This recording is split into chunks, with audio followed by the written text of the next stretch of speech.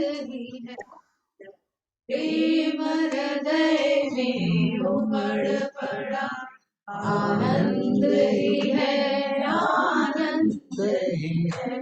अब चिंता जग की कौन करे, अब चिंता जग की कौन करे। आनंद ही है, आनंद ही है, आनंद ही है, आनंद ही है। जब प्रेम हृदय में उमड़ पड़ा, आनंद ही है, आनंद ही है। अनुराग हुआ मन में प्रभु का, मन लीन हुआ हरि चरणों में। अनुराग हुआ मन में प्रभु का, मन लीन हुआ हरि चरणों में। मन लीन हुआ हरि चरणों में। अब किसको किसकी चिंता है, अब किसको किसकी चिंता है। आनंद ही है, आनंद ही है। जब प्रेम हृदय में उमड़ पड़ा, आनंद ही है, आनंद ही है। मैं लगा रहा पुरुषार्थ में, पर मन को शुद्ध न कर पाया। मैं लगा रहा पुरुषार्थ में, पर मन को शुद्ध न कर पाया। पर मन को शुद्ध न कर पाया। जब हुआ अनुग्रह चिंता क्या, जब हुआ अनुग्रह चिंता क्या। आनंद ही है, आनंद ही है। जब प्रेम हृदय में उमड़ पड़ा, आनंद ही है, आनंद ही है। कोई आता है, कोई है जाता, जग की यह रीत चली आई। कोई आता है, कोई है जाता, जग की यह रीत चली आई। जग की यह रीत चली आई। फिर जन्म मरण की चिंता क्या, फिर जन्म मरण की चिंता क्या। आनंद ही है, आनंद ही है। जब प्रेम हृदय में उमड़ पड़ा, आनंद ही है, आनंद ही है।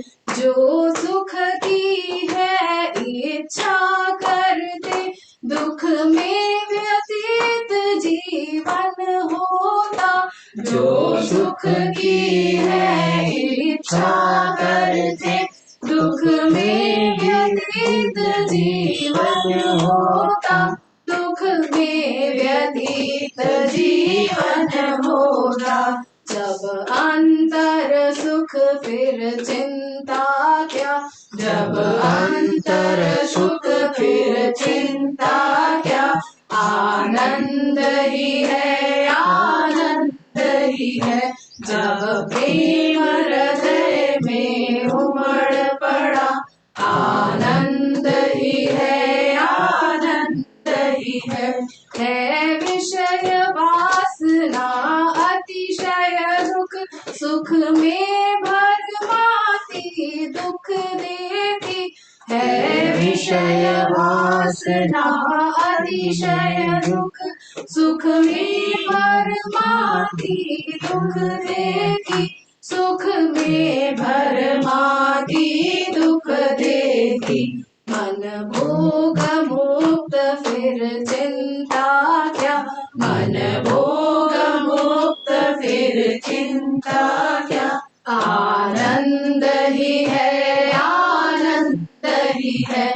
जब प्रेम हृदय में उमड़ पड़ा, आनंद ही है, आनंद ही है। सारा जग भय जल में डूबा, कोई बंधन मुक्त नहीं होता। सारा जग भय जल में डूबा, कोई बंधन मुक्त नहीं होता। कोई बंधन मुक्त नहीं होता। मन शोक रहित फिर चिंता क्या, मन शोक रहित फिर चिंता क्या। आनंद ही है, आनंद ही है।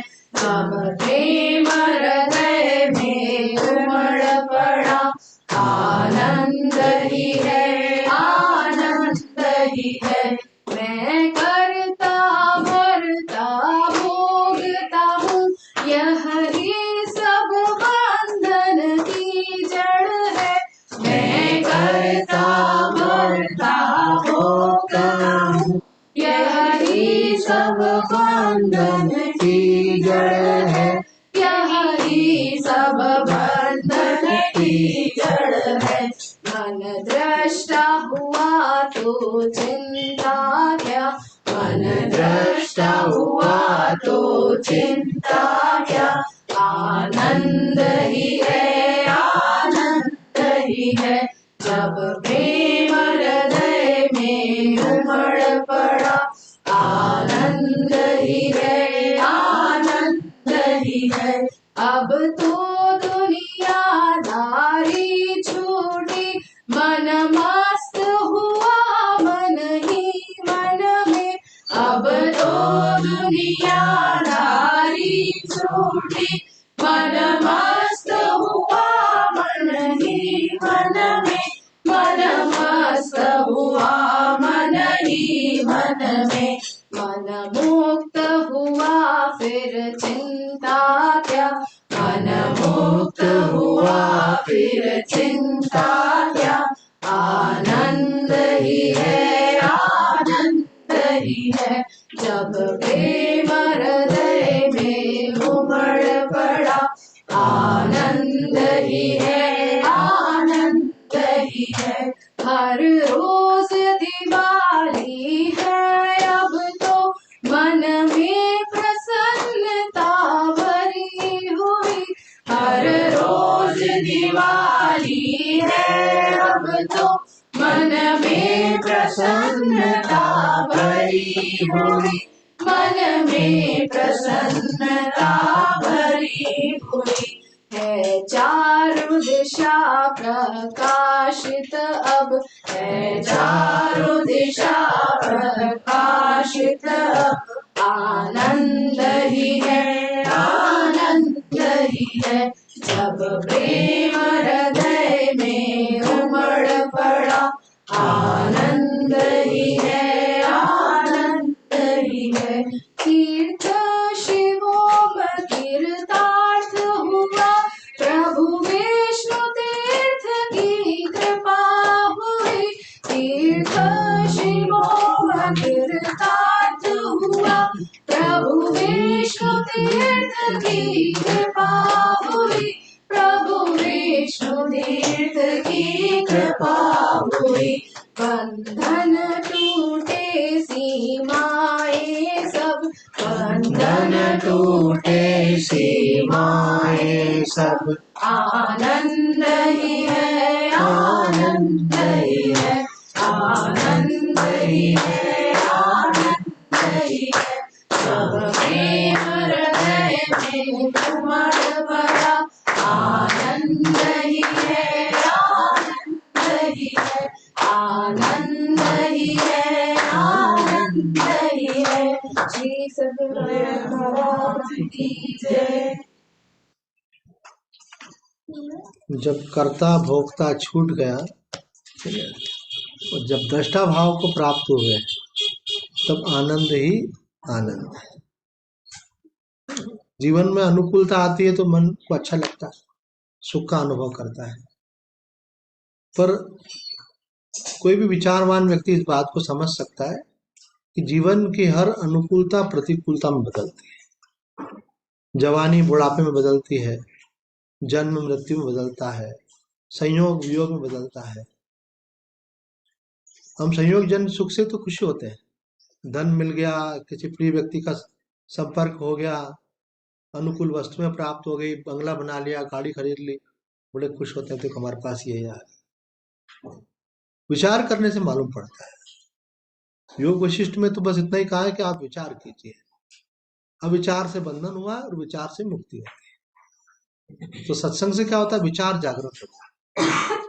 आदमी जो चीज सोच नहीं पाता है, ध्यान नहीं जाता है, उस पर ध्यान जाता है। समझते सब हैं पर उस पर विचार नहीं करते।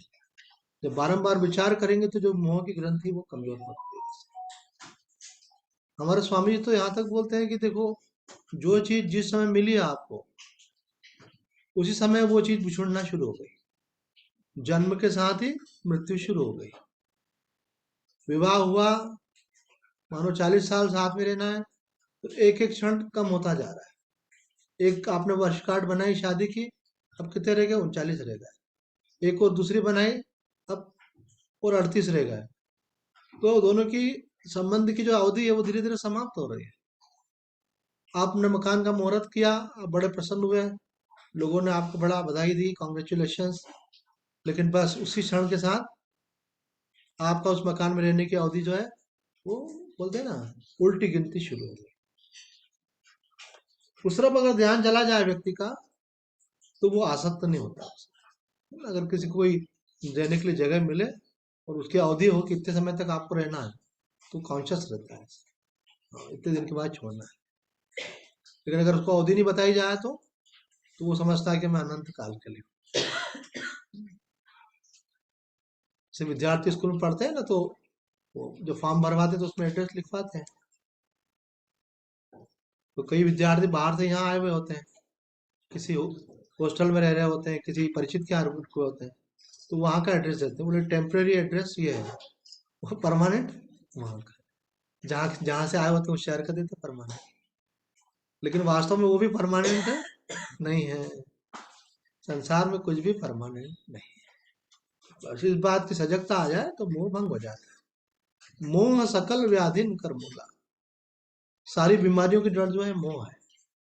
अगर ये हमको मोह छूट जाए तो फिर दुख नाम की कोई चीज रह नहीं सकती। भगवान आदि शंकराचार्य जी महाराज गीता के द्वितीय अध्याय में जैसे ही भगवान श्री कृष्ण बोलना आरंभ करते हैं, वहां से वो भाष्य का आरंभ करते हुए बोलते हैं कि संसार में जहां भी जब भी जिसको कोई दुख हुआ है, आप ध्यान देंगे तो उसका कारण हमेशा एक ही रहता है, और वो क्या? मोह। आपका जिसमें मोह नहीं है उसका त्याग करना आपके लिए बहुत सहज होता है, लेकिन जिसमें मोह है तो उसको छोड़ना कठिन हो जाता है। तो बिटिया का नाम भी बड़ा अच्छा है, इनकी गुरुजी ने नाम रखा है इनका सेवा, है ना। उन्होंने आज भजन की सेवा दी और बताया भाई कर्ता भाव में मत रहो। कर्ता भाव क्या होता है? हम कर्मेंद्रियों से जुड़ जाते हैं और अपने को कर्ता मानते हैं। जैसे आंखें देख रही हैं, हाथ पकड़ रहे हैं, पैर चल रहा है, तो हम इनको बोलते मैंने देखा। वाणी से जुड़ के बोलते मैंने बोला, तो जुड़ करके ऐसा बोलने लग जाते हैं मैंने किया। देखा आंखों ने, लेकिन क्या बोलते हैं? मैंने देखा। पकड़ा हाथों ने, लेकिन मैं क्या बोलता हूँ? मैंने पकड़ा। तो बोले फिर आपने क्या किया? तो हमारे अवधूत भगवान बड़ा सरल करके बताते थे ऐसा। उनका तो ये पक्का वाला था ऐसा, जैसे आप आए, बैठे, बोले अच्छा बताओ कौन आया। अब आप पक्के हो गए तो बोलेंगे, आप बोलेंगे कि शरीर आया, ठीक है। बोले शरीर अपने आप तो आएगा नहीं, उसको कौन लेकर के आया? मन से लेकर आया। और आपने क्या किया? बोले हम साक्षी हैं। आप न करता हो न भोक्ता हो, आप कौन हो? साक्षी। भोक्ता किसको बोलते हैं? जो ज्ञानेंद्रियों से जुड़ करके, अंतःकरण से जुड़ करके ऐसा मानता है कि ये कर्म का सुख मैं ले रहा हूँ। कान सुन रहे हैं, जिह्वा स्वाद ले रही है, नासिका गंध ले रही है, त्वचा को स्पर्श हो रहा है, लेकिन हम क्या बोलते हैं कि मैंने सुना, मैंने छुआ, मैंने स्वाद लिया। आपने नहीं लिया, वो जीवा ने स्वाद लिया। जीवा के साथ अंतःकरण जुड़ा हुआ है, मन जुड़ा हुआ है। उन्होंने उन्होंने स्वाद का सुख लिया, कि जीवा के माध्यम से, मन ने लिया। आपने क्या किया? आपने कुछ नहीं किया, आप साक्षी हो। तो कर्ता भोक्ता भाव अगर हट जाए तो ये वेदांत का सार है बिल्कुल। महापुरुषों ने भजन ऐसे बनाए हैं कि देखो एक भजन के अंदर सारी शिक्षा भरी, और हम चाहते हैं कि हम आनंद में हो, पर आनंद में कैसे हो ये भी उपाय उसमें बताया गया है। और श्लोक भी इसी प्रकार का चल रहा है। गीता जी के श्लोक का जो हम मनन कर रहे हैं, तो वहां भगवान श्री कृष्ण कह रहे हैं, देवी ऐसा गुणमयी मम माया दुरत्या मामे व ये प्रपद्यंते माया मताम तरते। जो भगवान के शरण हो जाते हैं, तो ना मैं कल के सत्संग में कहा था, भाई भगवान के शरण में आप डायरेक्ट नहीं हो पा रहे क्योंकि भगवान आपको साक्षात नहीं दिख रहे हैं, तो आप गुरुदेव की शरण हो जाओ। तो गुरुदेव वो जड़ों का है जिसमें से आपको परमात्मा की झांकी दिखती है। वास्तव में गुरुदेव हमको संसार में दिखते हैं व्यक्ति की तरह। रमन महर्षि जी के पास आर्थर आसबोर्न ने, बड़े उनके डिवोटेड भक्त थे, उन्होंने जीवनी भी लिखी उनकी। उनके परिवार के लोग भी आते थे। एक छोटी सी बच्ची उनकी पोती होगी शायद, तो उससे पूछा कि महर्षि कहाँ है, तो बोले महर्षि जो है वो सब जगह है, वो यहाँ नहीं है, सर्वत्र है। तो इतनी छोटी बच्ची को इतना ज्ञान होने लगा, बोले वो यहाँ नहीं है, सर्वत्र है। जबकि हम लोग केवल शरीर पे आकर रुक जाते हैं। तो साधक को ये ज्ञान भी साथ साथ मिलना बहुत जरूरी रहता है कि आप गुरुदेव को मानो तो सही, लेकिन गुरुदेव को शरीर में सीमित मत करो। हमको जब ध्यान सिखाया गया था पहली बार, तो उन्होंने कहा, उसमें बताया गया था, पहले गुरुदेव का जो रूप है उनका स्मरण करो, उनको प्रणाम करो, और फिर ये स्मरण करो कि गुरुदेव का वास्तविक स्वरूप क्या है। बोले उनका सच्चिदानंद स्वरूप है, आत्मा उनका स्वरूप है, तो उसका ध्यान करो। और फिर ये महसूस करो कि वो जो उनका स्वरूप है वही मेरा भी स्वरूप। तो हम और गुरुदेव अलग नहीं है, बल्कि एक ही सच्चिदानंद तत्व है। और वो केवल मेरे और गुरुदेव का ही स्वरूप नहीं है, बल्कि सबका स्वरूप वही है। और समस्त मनुष्यों का ही नहीं, बल्कि सारे संसार में व्याप्त वो चेतन तत्व ही एकमात्र है, उसी का अस्तित्व है। बाकी तो उसमें केवल प्रतीति मात्र है। जैसे मिट्टी के अंदर मिट्टी के खिलौने प्रतीति मात्र है, जैसे शक्कर में शक्कर के खिलौने प्रतीति मात्र है, जैसे जल में लहरें प्रतीति मात्र है, जैसे सोने में आभूषण प्रतीति मात्र है, उसी प्रकार सच्चिदानंदमयी जो चेतना है उसमें ये सब प्रतीत हो रहा है, पर इनका वास्तविक अस्तित्व नहीं है।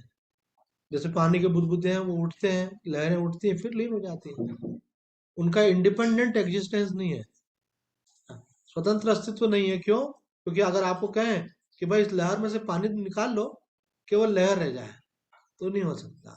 आपको बोले गहने में से सोना निकाल लो, केवल गहना दे दो हमको आप, तो बोले जब गहने में से सोना निकाल लेंगे तो फिर गहना रहेगा ही कहाँ। लहर में से जल निकाल लेंगे तो लहर रहेगी कहाँ।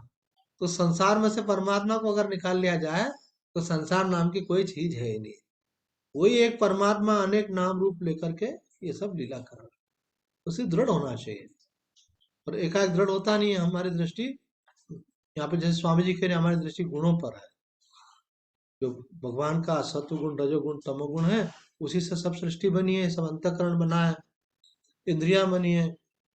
तो ये शरीर और संसार जो है इसको हम देख रहे हैं, ये गुणों का परिणाम है, सत्व रज तम का। उनको देख रहे हैं और उसमें आसक्त हो गए, और जो गुणों के रूप में प्रकट हुआ है परमात्मा, जो गुणातीत है, उसको भूल गया। और व्यक्ति कैसा भूलता है? मंदिर जाता है, भगवान को भूल जाता है। क्या याद आया था मंदिर जाने से? अपनी कामना याद आ जाती है। हमारे एक हमारे एक महात्मा जी बोलते हैं कि एक भक्त जो है मंदिर से निकला, गुरु जी बाहर से जा रहे थे, देखा मंदिर से भक्त निकल रहा, तो यूं मुंह बना रखा था। बोले ये कैसा मुंह बना रखा तुम, कहाँ से आ रहा हूँ? बोले राम जी के दर्शन करके आ रहा हूँ। तो राम जी के दर्शन करके आ रहे हो, ऐसा मुंह बना रखा? बोले अगर ऐसा मुंह बनता है राम जी के दर्शन करने से, तो फिर मंदिर जाना नहीं चाहिए था, इतना खराब मुंह बना रखा था।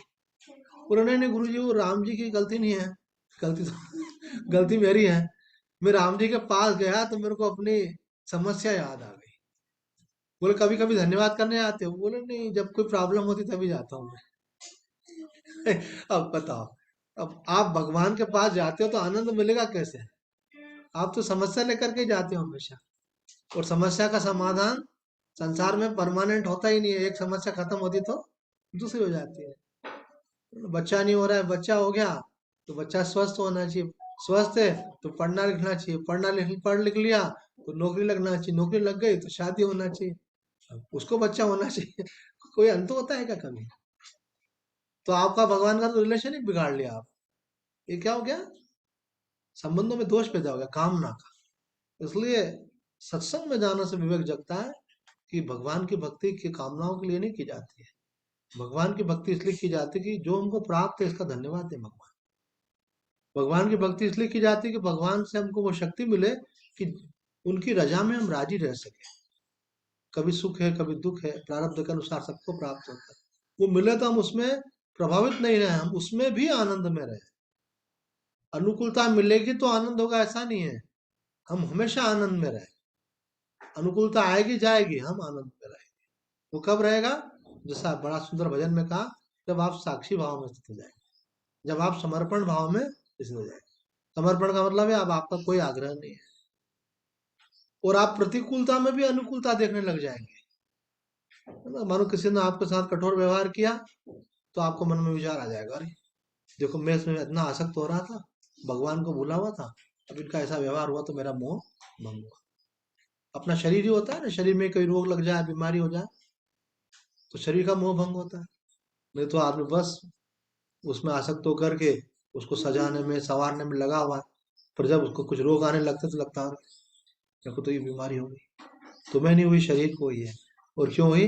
कि तुम इसको मैं मानते हो ना, ये इस कारण से बीमारी हुई है। भगवान ने तो बीमारी दिए बिना भी मुक्त कर देता तुम, पर तुम आसानी से छोड़ने वाले नहीं हो, इसलिए भगवान को नोटिस भेजने पड़ रहा है। तो बोलते चश्मा लग गया नोटिस भेज दिया, बाल सफेद हो गए नोटिस भेज दिया, कम सुनाई देने लगा नोटिस भेज दिया भगवान ने कि रहना नहीं देश बेगाना है, ये किराए की कुटिया है, इसमें आप रह रहे हो, ये छोड़ना पड़ेगी आप इसमें सोचते हो कि हमको हमेशा रहना है। बोले हमेशा थोड़ी सोचते हैं। बोले इसीलिए तो आप संसार की चीजों को इकट्ठा करने में लगे हो, उनको संभालने में लगे हो। अगर आपको ख्याल होता है इसका कि भाई छोड़ना है तो फिर उनको संभालने में इतना नहीं लगते, अपना अगली तरफ ध्यान। तो आपका कितना समय भगवान में जाता है? एक बच्ची आई थी हमारे पास अभी 2-4 दिन पहले, तो मंत्र लेने के लिए, तो हमने उससे कहा बेटे एक बात बताओ कि भगवान के लिए कितना समय निकालते, पूजा के लिए, पाठ के लिए, जप के लिए, ध्यान के लिए, सत्संग के लिए। बोले मैं आईटी इंजीनियर हूँ। मैंने कहा आईटी इंजीनियर तो बहुत अच्छी बात है, ये गलती माँ बाप की भी है। आजकल अपन बच्चों को जो है ना आईटी इंजीनियर बनाना चाहते हैं ताकि उनका पैकेज बढ़िया हो, एक अच्छे इंसान बने इस तरफ ध्यान ध्यान नहीं रहता हमारा, उनको भगवान की भक्ति प्राप्त हो इस तरफ ध्यान नहीं रहता है। हमारे शास्त्र कहते हैं जननी जन तो भक्त जन, यहाँ दाता यहाँ सूर। और बोला ऐसा नहीं करा तो बोले वृथा खवायो, बोले व्यर्थ ही तुमने अपना तेज खोया। बोले नहीं नहीं व्यर्थ थोड़ी गया है, इतना बड़ा आईटी इंजीनियर बना है मेरा लड़का, मेरी लड़की, इतना पैकेज है उसका। यही चल रहा है आजकल, पता नहीं अज्ञान की धारा ऐसी चली है, ये सब पैसे के पीछे पागल। और आप विचार करके देखो, अभी ये बहन रोटी बना रही है यहाँ पे, तो पूछा इन्होंने कितनी रोटी बना, तो इनको बोला भाई 2 किलो आटे की रोटी बनाओ। अभी 10 किलो आटे की बना ले तो वो 8 किलो आटे की रोटी बेकार जाएगी। ये जो धन संग्रह में हम लगे हुए हैं, विचार नहीं आता हम कि हम इसका उपयोग कितना कर सकते हैं। और कभी कभी संग्रह में मन इतना लग जाता है कि आदमी अपने लिए भी उपयोग नहीं करना चाहता, बोला नहीं हो तो इकट्ठा होंगे ऐसा। तो ये कोई समझदारी तो नहीं है। आप जिस काम के लिए आओ उसमें समय देना चाहिए। आप, हमारे शास्त्र बोलते हैं कि यह अवसर आपको भगवान ने अपनी प्राप्ति के लिए दिया है। ये स्वामी जी ने तो ये स्पष्ट रूप से कहा है कि भगवान की माया क्या है? भोग और संग्रह। संसार के सुख लेने की जो कामना है ना, जिसे इन्होंने बहुत भजन, बहुत सार घर भी था महाराज जी का रचा हुआ है कि जब तक सुख की कामना करते हो तब तक ही आपको दुख भोगना पड़ता है। जब अंतर सुख को उपलब्ध हुए तब आनंद ही आनंद है। तो भोग का मतलब क्या है? बाहरी सुख, इंद्रियों और विषय के संपर्क से होने वाला सुख। आंखों से अच्छा रूप दिखा, कानों से शब्द सुनाई दिए, जीवा से स्वाद मिला, है ना, ये सब सुख जो है ये बाहरी सुख है। इधर कुर्सी लगी, दीदी को बैठा, उधर भी एक कमरे में भी है। तो साधक जो है उसको बोलते हैं जो सावधान हो जाए। आप संत के पास गए उसके बाद क्या होता है कि फिर आप आपको आपको एक नया नाम मिलता है वहां जाने का। वो आपको एक नया लक्ष्य देते हैं जीवन का। बोले आप भोग संग्रह आपका लक्ष्य नहीं है, आपके जीवन का लक्ष्य है सच्ची शांति को प्राप्त करना, सच्चे आनंद को प्राप्त करना। इस जीवन में आपको आनंदित होना, संसार में कोई आनंदित नहीं हो सकता। कितनी दौलत आ जाए आनंदित नहीं हो सकता, तो जितनी ज्यादा आ जाएगी उसके उसके साथ रिस्क फैक्टर फैक्टर भी बढ़ जाता है। उसके खोने का, उसके चोरी होने का, उसके उलझ जाने का। कहीं इन्वेस्ट किया आपने और उलझ गया, पैसा आपका नुकसान हो गया। बोले ज्यादा पैसा चाहिए, बोला शेयर मार्केट में लगाओ। बोले आपको ज्यादा पैसा, तो उसमें ऊपर भी जल्दी उठता है और नीचे भी जल्दी गिरता है। हमारे एक साधक सत्संग में आते थे, उनके पास अपना पैसा भी नहीं था, पर एक व्यक्ति ऐसे संपर्क में आ गया उनको, वो एजेंट थे। तो एजेंट का तो काम रहता है बहलाना फुसलाना। तो उन्होंने कहा, "अरे, इस नौकरी में क्या कमाओगे आप?" बोले देखो ये हमारे पास इतनी सारी फाइल है, इन्होंने इतना समय इतना कमाया, इतना समय इतना कमाया। बोले मेरे पास थोड़ा सा जब स्पेयर पैसा होगा तो लगाऊंगा। अरे बोले चिंता मत करो, आप तो लेके भी लगाओ तो कोई चिंता नहीं। तो उन्होंने इससे लिया उससे लिया, ऐसे लेकर के उन्होंने उसमें लगाया। अब पैसा उन्होंने मार्केट से लेकर के लगाया, अब क्या हुआ, वो शेयर के भाव गिर गए ऐसे। तो वो हमारे भक्त थे, तो हम उनके यहाँ जाते थे, बड़ा प्रेम करते थे। वो बोलते थे कि स्वामी जी आटे का घाटा नहीं है, आप तो हमारे आ जाएगा। जैसे प्रदीप जी आप बोल रहे थे ना, तो स्वामी जी आप जब भी खाने की इच्छा हो तो आप तो हमारे यहाँ आ जाया करो, ये आपके लिए हमेशा खुला हुआ है। ऐसे उनकी पत्नी भी भक्त, वो भी भक्त ऐसे। तो उनका जब हम चेहरा जब चिंता वाला देखते तो हमको अच्छा नहीं लगता ऐसा। तो एक बार हमने उनके उनसे पूछा, बोला नहीं स्वामी जी सब बढ़िया है, सब बढ़िया है। बोले, कुछ तो है? बोले नहीं नहीं सब ठीक है। फिर मैंने कहा ये बता नहीं रहे, इनकी पत्नी बताएगी। तो उनकी पत्नी ने बताया स्वामी जी इनके पास पैसे नहीं थे, एक इनके परिचित हैं, शायद उनके सरनेम तापड़िया थी या ऐसा कुछ था, और वो तापड़िया जी ने इनको किसी से मिलवा दिया, और इन्होंने मार्केट से पैसा लेकर के शेयर खरीद लिए। अब जिनसे पैसा लिया वो बार बार बोलते हैं इनको, तो उनको बड़ा खराब लगता है। अब इनको लगता है मैं अगर शेयर बेच दूंगा तो मैंने 1 रुपए में कमाई चीज और 60 पैसे में बेचूंगा, 1 रुपए में खरीदी चीज 60 पैसे में बेचूंगा तो नुकसान हो जाएगा। तो मैंने उस समय मेरे पास 1 लाख रुपया था, मुझे याद है।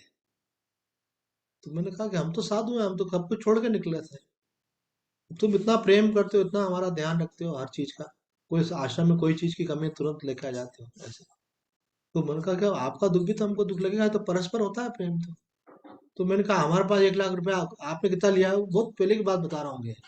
तो बोले कि उनकी पत्नी ने बताया 25 एक से लिया, 35 एक से लिया, ऐसे करके टोटल इनका 90,000 करीब है। तो मैंने कहा 1 लाख रुपया हमारे पास भी है, तो हमको अपने माता जी से प्राप्त हुआ था, माता जी का शरीर छूटा तो विल में था पैसा 4.5 लाख, तो 3.5 लाख में हमारा आश्रम का मैनेजमेंट हो गया। 1 लाख भक्तों ने दे दिया था, 1 लाख था हमारे पास। वो 1 लाख भी हमने इसलिए रखा था कि वही मकान तो बना ले लिया अपन ने, बिजली का बिल भरने के लिए फिर पैसे मांगने पड़े, और फिर यहाँ की व्यवस्था के लिए अपने को इनका 1 लाख का ब्याज 1,000 आएगा, 1,000 में तो बिंदास सारी व्यवस्था चलेगी। तो पुराने जमाने की बात करो, नहीं, आज के हिसाब से मानो किसी को 30,000 रुपये महीना आ रहा तो बोलेगा बढ़िया चल रहा है। उस समय 1,000 में चलता था बढ़िया। कमरे का किराया उस समय 35 रुपया होता था, उस जमाने की बात बता रहा हूँ। तो शरीर के बड़े भाई ने, तो महाराज जी के भक्त हैं, महाराज श्री के, तो युग पुरुष जी महाराज को बताया कि उन्होंने आश्रम ले लिया अपना वहाँ भक्ति में तो बोले कहाँ लिया, कितने में लिया, पूछा महाराज जी ने। बोले उनके पास संपत्ति में से उनको 4.5 लाख मिला था, 1 लाख उनके भक्तों ने दिया, 5.5 हो गया, पर 4.5 लाख में उन्होंने आश्रम लिया। बोले 1 लाख क्यों बचा लिया उन्होंने? उन्होंने कहा ऐसे व्यवस्था चलती रही। बोले नहीं नहीं, महात्माओं को आश्रम पर्याप्त है बस, बाकी व्यवस्था की उनको चिंता नहीं करना चाहिए। महात्मा कभी भूखा नहीं मरता है महात्मा मरता है महाराज जी के वर्ष थे, महाराज जी भूखा नहीं मरता है, महात्मा खा खा के मरता है इतना भक्त खिलाते हैं उसको, उससे। तो बोले चिंता की बात नहीं, और वो महाराज जी का शब्द सही निकले ऐसे कि कोई जरूरत नहीं थी 1 लाख रखने की, उसके बाद हमेशा आता रहा ऐसे, कोई कमी रहती नहीं है। भगवान की शरण होने के बाद कभी कमी रहे तो लोग भगवान की शरण जाना बंद कर देंगे। वो तो आप भगवान की शरण जाते ही नहीं हो, आप भगवान से पैसा मांगते हो, पैसे की शरण जाते हो। आप जो है सुख चाहते हो, सुख की शरण में जाते हो। अगर भगवान से बोले कि भगवान हम आपके हैं, अब आपको संसार में ही कोई बोल दे मैं आपका हूँ, और वो आपको ऐसी फीलिंग महसूस होने लगे कि ये हमारा है, तो ये नियम है। ये खंडानंद जी महाराज ने, वृंदावन वाले स्वामी जी ने कहा है कि जैसे ही आपको ये रियलाइज होता है कि ये हमारा है, ऑटोमेटिकली उसके इफेक्ट ये होगा कि आपको लगेगा कि हम तुम्हारा है। तो संबंध परस्पर होता है। अगर एक व्यक्ति का आपको, स्वामी जी बोलते हैं बहुत खतरनाक बीमारी है ये, अगर आपको ऐसा विश्वास होगा कि ये व्यक्ति मुझे दिल से प्रेम करता है, तो ऐसा हो ही नहीं सकता है कि आपका उससे प्रेम। और प्रेम तो अच्छी चीज होती है, पर ये संसार का प्रेम प्रेम नहीं रहता, मोह ही रहता है वास्तव में। ऐसे आपको लगे ये मेरे बिना रह नहीं सकता, ये मेरे बिना जिंदा नहीं रहेगा, इसके प्राण तो मेरे लिए ही हैं। है ना? जैसे अपने बच्चे के लिए अपने को लगता है कि नहीं, क्यों सेवा, ये गुड़िया के लिए कि ये मेरे बिना एक मिनट नहीं रह सकती है, मैं भले कहीं भी जाऊं, स्वामी जी के सत्संग में जाऊं तो लेके जाऊं, क्योंकि मेरे बिना रहेगी नहीं है। तो जब मेरे बिना ये नहीं रहती है तो फिर आपका पूरा प्राण उसमें रहता है, बच्चे में। ऐसा माँ का रहता है ना, क्योंकि बच्चा माँ पे आश्रित रहता है। तो आप जब संसार को मेरा मान लेते हो तो संसार आपका त्याग नहीं कर पाता है। तो अगर आप भगवान को मेरा मान लोगे तो, भगवान ने तो प्रॉमिस किया है गीता में। भगवान कहते हैं अनन्या चिंतयन्तो माम ये जना पर्युपास्ते तेषाम नित्याभियुक्ता नाम योग क्षेम वहाम्य। उसको जो आवश्यकता है मैं प्रदान करता हूँ। वो बोले आप प्रदान तो करते हो, उसकी रक्षा कौन करेगा? भगवान कहते हैं कि मैं उसकी रक्षा भी करता हूँ, योग भी करता हूँ, क्षेम भी करता हूँ। तो आप फिर चिंता क्यों करते हो? तो बोले भगवान पे विश्वास में थोड़ी कमी है इसलिए। खंडानंद जी महाराज, वामदेव जी महाराज का एक प्रसंग सुनाया बहुत सुंदर उन्होंने। पहले विरक्त मंडली चलती थी महात्माओं की, तो वामदेव जी महाराज बताते थे उनके साथ बहुत सारे 40 महात्मा और भी चल रहे हैं, हम सब सब भगवान के भरोसे जहाँ जा रहे हैं, सब रहने की व्यवस्था मिल रही है, खाने की व्यवस्था, और ये सब भगवान के भरोसे चल रहे हैं, खूब भगवान का भजन कर रहे हैं। तो एक गांव में पहुंचे, गांव तो दूर था, नदी किनारा था, वहां पहुंचे तो महाराज जी ने कहा भाई अब शाम का टाइम हुआ है, सब लोग अपना हाथ मुंह धो लो, स्नान कर लो, जिसको स्नान करना हो, संध्या करो, संध्या का टाइम है, सब संध्या करो। ऐसे संध्या हुई, रात होने लगी, भोजन की कोई व्यवस्था नहीं, महात्मा पैसा रखते ही नहीं थे। अब गांव तक जाना था तो नदी का किनारा था, यहाँ से वहां तक जाना टाइम लगता। ऐसे अब भूख सबको लगने लगी, लेट हो गया तो महाराज जी ने कहा कि हमारा तो इतने वर्षों का अनुभव है कि कभी एक बार भी ऐसा नहीं हुआ कि संध्या वंदन हो गया हो हमारा शाम का, और भिक्षा का समय हो गया हो और किसी ने आके पूछा नहीं हो। बोले पहली बार ऐसा हुआ। तो बोले भगवान की तरफ से तो मिस्टेक हो ही नहीं सकती, मिस्टेक तो हमारी तरफ से ही कुछ ना कुछ है। उन्होंने कहा ईमानदारी से बताओ, जो साधु लोग साथ में हो ईमानदारी से बताओ, तुम में से किसी के पास कुछ है तो नहीं? भगवान उसकी चिंता करते हैं जो भगवान के ऊपर पूर्ण आश्रित रहता है। तो एक साधु जो है महाराज जी के चरण में गिर गया, बोला महाराज जी मैं क्षमा चाहता हूँ। वो पिछली बार जहाँ गया था तो माता जी ने दक्षिणा दी थी, तो बाकी विरक्त महात्माओं ने तो लेनी थी, मैंने देखा कोई देख नहीं रहा तो मैंने ले ली और रख ली कि मैं इनका कभी इमरजेंसी में काम आ जाए। बोले ये तुम्हारे कारण, बोले देखो सब साधु भूखे, निकालो जाओ अभी फेंक के आओ। उस समय नदी में फेंक क्या है, देखिए विरक्तों की मस्ती है अपनी, फेंक क्या है, और उधर से देखो तो एक पटेल आ रहा है, और वो अपने पीछे 7-8 लोग और भी उसके, वो सब खाने पीने का था। बोले हमारे यहाँ कार्यक्रम हुआ, भंडारा था, हमको मालूम पड़ा संत महात्मा है, तो हमने सबसे पहले आपका ही निकाला था, तो वो लेकर के यहाँ आए। ऐसे भगवान के भरोसे की एक कथा नहीं, ऐसे बहुत सारी कथा है। भरोसा कर तू ईश्वर पर, तुझे धोखा नहीं होगा। हमारे उज्जैन में एक तनुजा माता जी हैं, वो ये भजन अक्सर सुनाते हैं कि भरोसा कर तू ईश्वर पर, तुझे धोखा नहीं होगा। तो मैंने कहा माता जी मैं इसमें एक लाइन अपनी तरफ से जोड़ूं क्या? तो वो हंसी, कौन सी जोड़ रहे हो? मैंने कहा भरोसा कर तू दुनिया पर, तुझे धोखा अवश्य होगा। क्यों होगा? क्योंकि मनुष्य खुद अब समर्थ नहीं है ना, वो आपको प्रॉमिस भी कर देगा कि मैं आपके साथ हूँ, लेकिन उसका शरीर उसके हाथ में नहीं है, कब बीमार हो जाए, है ना, कब मर जाए। एक महिला के पति की मृत्यु हो गई तो बोला मुझे धोखा दे गए, तो हो गया ना धोखा। तो बोला लगा क्यों? तो बोला था कि बच्चों की शादी हो जाए फिक्र मत कर, उसके बाद अपन तीर्थ में जाकर रहेंगे, भगवान का खूब भजन करेंगे, अभी ज्यादा उतावली मत हुआ कर, मेरे को सत्संग में जाना, संतों के पास जाना अभी मत, अभी तू शांति से अपने घर का काम कर, और बाद में फिर अपन जो तेरी कसर है पूरी इकट्ठी निकाले। और मेरे को ऐसे समझा दिया करते थे चुपचाप से, और मालूम पड़ा खुद ही पहले चले गए। तो मैंने कहा जानबूझ के थोड़ी चले गए, वो तो भगवान की योजना थी, बुला लिया। और बोले मेरे को तो ऐसा समझाते थे ना वो। तो इसका मतलब है कि आप भगवान, संसार में किसी का भरोसा नहीं कर सकते हो। मेरे को तो अवधूत भगवान का एक दृष्टांत याद आता है कि एक गांव से एक किसान जो है अनाज लाद करके मंडी ले जा रहा था, तो कई बैलगाड़ियां थी, उसमें एक के पीछे एक चल रही थी उसकी। तो बैलगाड़ी कहीं कहीं जैसे मानो रेलवे क्रॉसिंग आया कुछ आया तो रुक जाती थी एक के पीछे। तो एक बैलगाड़ी में दो बैल थे, तो एक बैल क्या करता, अगली वाली बैलगाड़ी में जो अनाज लदा हुआ था ना उसमें से कुछ खाने लग जाता था। तो दूसरा उसको बोलता, अरे यार इतनी देखो जल्दी क्या पड़ी है, मंडी में जाएंगे वहां फिर अपने को खोल देंगे, फिर रिलैक्स होके अच्छे से खाएंगे, अभी यहाँ खड़े खड़े और ये ऐसे सब माल लदा हुआ है अपने ऊपर। तो बोले तेरे को वहां खाना तो खाना, मैं तो अभी इंस्टॉलमेंट में मेरे को चल रहा है ऐसे। और हुआ ये कि मंडी पहुंचे, मंडी में पहुंचे सब अनाज अनलोड किया, और उसके बाद में फिर वो किसान ने उनको खोल दिया। अब उनके ऊपर परोस आगे डालने के लिए अनाज डाल दिया, कुछ खा ले वो इसके लिए, इतने आग लग गई, पूरे अनाज में यहाँ से वहां तक आग लग गई। तो जिसने अनाज खाया था, जिस बेल ने, वो तो तेजी से दौड़ के निकल गया, और जो बेचारा वैसे आत्महत्या हो रहा था, इतनी दूर से चल के आया था, वो उस आग में झुलस करके मर गया ऐसे। तो कई लोग ऐसा सोचते हैं कि बुढ़ापे में भजन करेंगे, सब कुछ अनुकूल हो जाए तब करेंगे। अरे भरोसा है क्या, एक तो बुढ़ापा आएगा भी कि नहीं आएगा, और दूसरा आएगा तो उस समय भजन बनेगा कि नहीं बनेगा, शरीर की क्या स्थिति है। इसलिए समझदार वही व्यक्ति है जब जागो तभी सवेरा। ठाकुर रामकृष्ण परमहंस कहते हैं कि सबसे सुंदर अवसर होता है ये इनका, ये बालक अवस्था, ये कच्ची मिट्टी है, इस समय जो संस्कार बन जाएंगे पक्के बन जाएंगे, बदलने वाले नहीं है। मैं साधु बना तो पहले आश्रम तो था नहीं, तो अलग अलग कई जगह रहा, तो एक किसी घर में भी मैं रहा। तो उनकी बच्ची थी 12 साल की, तो उसकी दादी बोलती थी बेटा मेरे को हाथ पकड़ के ले चल सत्संग में ऐसे। तो उनके घर में ही मैं करता था सत्संग, उनके गैरेज का कमरा था उसमें सत्संग करता था। तो वो अपनी दादी को लेकर आती, दादी बोलती बैठ जा, फिर मैं जाऊंगी, फिर मेरे को लेकर चलना साथ। उनको चलने में दिक्कत थी, आर्थराइटिस था, लाठी पकड़ के चलती थी, सीढ़ी चढ़ ही नहीं पाती थी।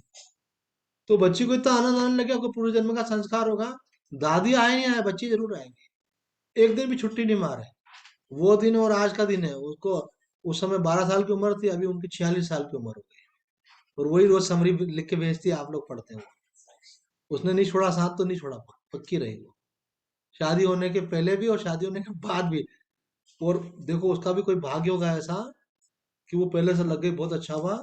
अब उसकी शादी जिस लड़के से हुई, वो लड़का उससे भी 4 गुना ज्यादा भगत, पहले तो नहीं था पर अब उसका इतना मन। अभी मैंने पूछा कहाँ हो, तो बोले वृंदावन। उनके सास ससुर आए थे, तो बोले अब बड़े आते तो उनको मालूम है गुरु जी है, तो उनको कुछ शिकायत कर सकते हैं थोड़ी। बोले कि ठीक है भाई, भगवान तो सब जगह है, अभी बच्चे बच्चे उन पर ध्यान देना चाहिए। बोले महीने में एक आध बार वृंदावन चले जाओ ठीक है। बोले महीने में 2 बार 3 3 बार जा रहे हैं, हर सप्ताह परिक्रमा कर रहे हैं और देखो तो कोई दूसरा विकल्प ही नहीं है, बस अपना काम और उसके अलावा भजन भजन। तो ये कोई इतना भी क्या मतलब। अब मैंने कहा तुम साधु से बोल रहे हो, है ना, साधु का तो काम ही भजन करना है, साधु थोड़ी बोलेगा भजन मत करो ऐसा। ऐसे एक बार पुरी जी महाराज को हमारी माता जी ने बोला कि हम इसको बोलते हैं भजन करने की मना नहीं है, पर शादी कर ले, घर में रह के अपना शांति से भजन कर, वो तेरे लिए सात्विक लड़की पसंद कर देंगे, वो तुम्हारे लिए खाना बनाएगी, तुमको खाने की, कपड़े धोने की और बाकी साफ सफाई की चिंता नहीं रहेगी, भजन भी चलेगा तेरा बढ़िया वैसे। तो महाराज जी को इंदौर में बोला, उज्जैन में मैं था, मैं महाराज जी के पास अखंड आश्रम में गया, बोला आपकी माता जी बोल रही थी ऐसा कि सात्विक लड़के से शादी करा देंगे। तो अभी उनको तो नहीं बोला, पर हम तुमसे पूछते हैं क्या सात्विक लड़की को जो है बीमारी नहीं होती क्या, कि भूख नहीं लगती क्या, है ना? उसकी व्यवस्था नहीं करनी पड़ती क्या। मतलब महात्माओं ने भड़काया हमको, और अग्नि में घी डाला उन्होंने ऐसा। फिर ये दूसरा आगे भी क्या बोला महाराज श्री ने, युगपुरी जी महाराज ने बोला ये, उस समय हम केवल कुर्ता पजामा पहनते और ये फिलोसफी की पढ़ाई कर रहे थे, और मन बना रखा था कि साधु बनना। तो ये महात्मा लोग और पीठ सब दबा देते थे पीछे से, और बहुत बहुत बढ़िया।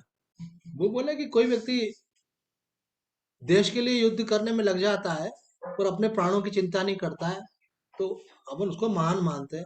कोई साइंटिस्ट होता है, कोई अनुसंधान में लग जाता है, और उसके बाद में हजारों वर्ष तक उनके द्वारा किए गए अनुसंधान